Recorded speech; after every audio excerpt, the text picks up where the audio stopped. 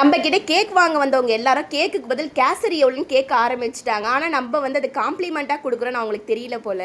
எல்லாருமே வீடியோ பார்த்து வருவாங்க, நம்ம சொல்ல முடியாது இல்லையா? முக்கால்வாசி பேர் வீடியோ பார்க்காதையும் வருவாங்க.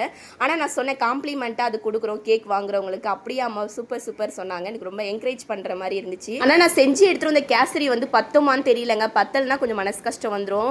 எப்பயுமே எங்கேயாச்சும் ஏதாச்சும் ஒரு கேக்கோ ஒரு ஸ்வீட்டோ வெளியில் போய் கொடுக்கணும்னு எடுத்துகிட்டு போனால் அதிகமாக தான் எடுத்துகிட்டு போவேன். ஏன்னா வந்து ஒருத்தவங்களுக்கு பத்தல்னாலும் நமக்கு ஒரு சாட்டிஸ்ஃபைடு இல்லாமல் போயிடும் இல்லையா? அதான் நினச்சிட்டு இருக்கேன். வீட்டுக்கு இப்போ போனால் எதனா செய்யணும், காலியாகிற மாதிரி இருந்தால் வேறு எதனா மறுபடியும் இந்த கேசரியை வந்து செஞ்சு எடுத்துகிட்டு வரலான் இருக்கேன். ஃபர்ஸ்ட் டைம் வந்து காம்ப்ளிமெண்ட்டாக வந்து கொடுக்குறோம். நாளைக்கு என்ன கொடுக்க போகிறோன்னு தெரியல. கமெண்ட்டில் சொல்லியிருந்தீங்க, எனக்கு கொஞ்சம் ஈஸியாக இருக்கிற மாதிரி சொல்லுங்கள். ஏன்னா அப்போ தான் காலையிலே என்னால் செய்ய முடியும். இன்றைக்கி மீலாடி நாபி வேறு இல்லையா? அம்மா வந்து சக்கரை சோறு சீர்னி எடுத்துகிட்டு வந்தாங்க, அதான் சாப்பிட்றேன். அதில் இருக்க மிளகுலாம் நம்ம சாப்பிட்றோன்னா கையில் இருக்க மரு வந்து சரியாகும்னு சொல்லுவாங்க. எனக்கு ஒரு 7 வயசு இருக்கும். அப்போ என் கை ஃபுல்லாக வந்து மரு நிறையா இருக்குமா. வருஷம் சக்கரை சோறு தருவாங்க இல்லையா? அதில் இருக்க மிளகு எடுத்து எண்ணி எங்கள் அம்மா வந்து கொடுப்பாங்க, அதை சாப்பிட சொல்லுவாங்க. ஆனால் இப்போ எல்லாமே சரியாயிடுச்சு.